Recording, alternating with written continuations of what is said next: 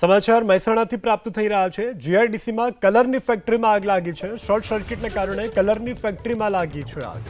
ફાયરની team ઘટના સ્થળે પહોંચી અને આગ પર કાબૂ લેવાના તમામ પ્રયાસો જે છે તે શરૂ કરવામાં આવ્યા છે। મહેસાણાની ઘટના કે જ્યાં જીઆઈડીસીમાં આવેલી કલરની ફેક્ટરીમાં આગ લાગી છે। કયા કારણોસર આગ લાગી તે હજુ સુધી નથી જાણી શકાયું।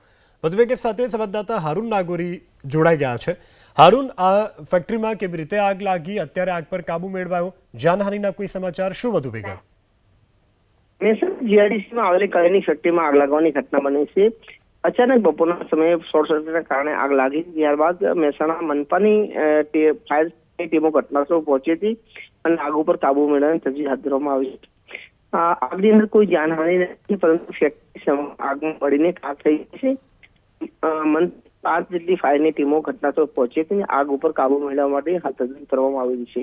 જો કે આગ લાગવાનું સાચું કારણ હજુ સામે નથી આવ્યું, પરંતુ પ્રાથમિક દ્રષ્ટિએ જે કહી શકાય તો જે શોર્ટ સર્કિટના કારણે આગ લાગી તેવું અનુમાન છે।